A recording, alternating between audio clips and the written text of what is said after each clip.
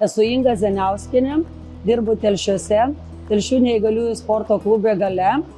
Dirbu su vaikais jau 10 metų. Klube Galia dirbu 2 metus. Ir ką galiu pasakyti, dirbu ir džiaugiuosi. Todėl, kad dirbdama šitą darbą galbūt pajaučiu tiesiog pilnatvę. Jaučiu, kad esu reikalinga tiem vaikams. Ir kiekvieną kartą jaučiu tą tokį džiaugsmą, kada matau džiaugsmą vaikų akyse, kai matau, kai vaikas kažkokią tai užduotį vykdo ir pats džiaugiasi, tai man lygiai taip pat yra džiugu.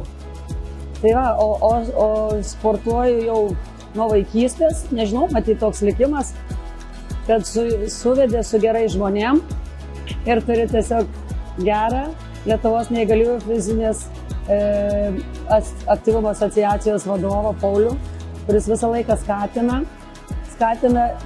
tobulėti, skatina dirbti su vaikais ir tiesiog duoda šansą dirbti.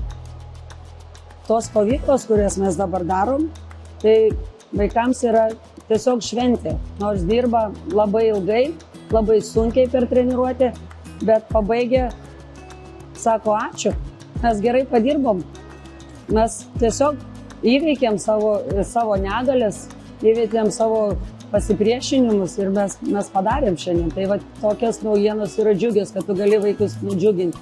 Ir parvažiavę, aišku, vaikai savo mokyklas džiaugiasi ir giriasi ir pasakoja, kaip mes ką ten veikėm, ką mes darėm. Tai va, tokios akimirkos veža. Tai tiesiog kartais būna labai sunku. Žmonės, kurie dirba ir su negale, ir su sveikais, yra skirtumas. Nes su vaikais, kurie turi negalę įvairią, reikalinga didesnė pagalba, jiems didesnis dėmesys, bet tai atperka jų tiesiog šypsenos ir natūralumas, galbūt taip. Trenerės darbą pasirinkau, nes nuo vaikystės sportavau ir visada galvojau, kad būsiu fizinio mokytoja. Visada galvojau. Taip susiklostė, kad patekau į mokyklą, kurioje buvo baseinas ir jau nuo mokyklos pastatymo pirmų dienų pradėjau dirbti baseinį. Ir būtent pradėjo mano visas kelias kaip treneris, nes reikėjo, aišku, ir mokytojas to pačiu. Reikėjo išmokyti, bet daugiau gal tiesiog treniruoti, kažkokiu siekti tikslų ir kitų savybių vaikus. Tai dėl to tapau trenerė ir savaime viskas gavosi, kad iš mokytojos patapau trenerė. Aš treniruoju vaikus su negale ir sveikuosius vaikus. Sveikuosius vaikus treniruoju mažučius, 2, 3, o su negale mano vaikai tai yra nuo 10 metų iki 22 metų mano vaikai, todėl kad užauginti gal nuo 2 klasės.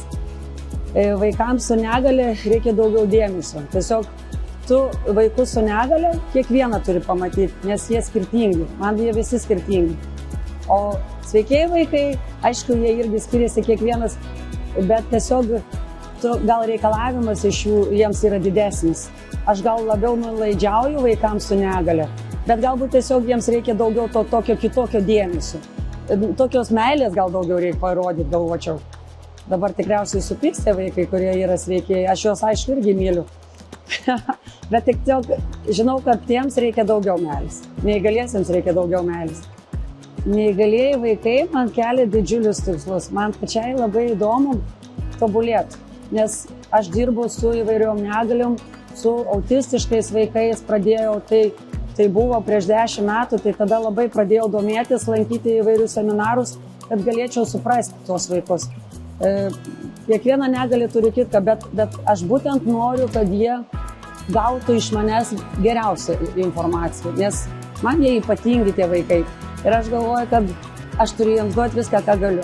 Todėl aš galvoju, kad aš dar labai daug kur turiu tobulėti. Vaikai su negalėm, dalyvaudami vairiuose susijėmimuose, tiesiog aš galvoju, kad pakelia savo savigarbą. Jie pradeda įvertinti save. Aš matau irgi savo vaikų elgesį, nes kai atėjau pas mane į plaukimą, tai būdavo tokie susigūžę, įsigandę, nes dažniausiai tai vaikai, kurie yra šiek tiek atskirti, atstumti tarp savo bendraamžių, o kai mes, sakykime, po kiek laiko mes pasiekėm rezultatą gerą ir jie užima prizinės vietas, tai jie jau eina pakeltą galvą. Todėl mano tikslas ir yra padaryti viską, kad jie užimtų prizinės vietas. Kad būtų produktyvesnis treniravimas, sakyčiau, reikėtų gal daugiau seminarų patiems treneriams, tai irgi padėtų. Labai yra smagu tos stovyklos, reikalingos stovyklos, kada mes galim treneriai pasibendrauti, galim pasidalinti patirtimi, tai jos labai svarbu. Vaikams taip pat stovyklos yra į naudą, nes jie ne tik dirba kažkokią, sakykime, fiziškai pratimus atlieka, bet vakare turi laiko pabendrauti, pasikalbėti ir vėl pasidalinti galbūt savo patirtimi, išlipę iš baseino, nes mes baseinė tiesiog dirbam. O tie dalykai tokie paskatina tolimesnė veiklai, galbūt tiesiog pasipasakoja, kaip geriau įvykdyti, kaip geriau pasiekti kažko. Pasirinkau plaukimo sporto šaką, todėl kad dirbu mokykloje, kurioje yra baseinas. Ir buvo tiesiog visos galimybės, kad galėčiau pakviesti vaikus į tą sporto šaką. O žinau, kad plaukimas tai yra pati geriausia sporto šaka, negaliu nieko įžeisti, bet manau, kad sveikatai tai labai tinkama sporto šaka. O žmonėms su negale reikalinga visų pirma sveikata. Labai daug iš pradžių galbūt ateina užsiėmimus, sakydami, kad mes norim pagerinti savo sveikatą, galbūt laikysime pataisyti, galbūt savo psichologinę būseną pasigerinti. Tai man plaukimas yra ideali sporto šaka. Labai kviečiu visus vaikus ir netgi suaugusius į Telšių plaukimo baseiną, kur rasite mane, rasite mūsų komandą, kur jūs mielai priims ir pamokys plaukti ir tiesiog galėsit su visais gražiai draugauti ir bendrauti.